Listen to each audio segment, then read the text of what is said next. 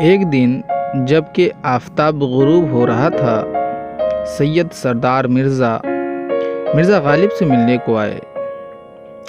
جب تھوڑی دیر کے بعد وہ جانے لگے تو مرزا صاحب خود شمع لے کر فرش کے کنارے تک آئے تاکہ سید صاحب اپنا جوتا روشنی میں دیکھ کر پہن لیں۔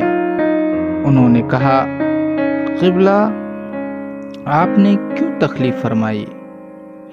میں جوتا خود ہی پہن لیتا۔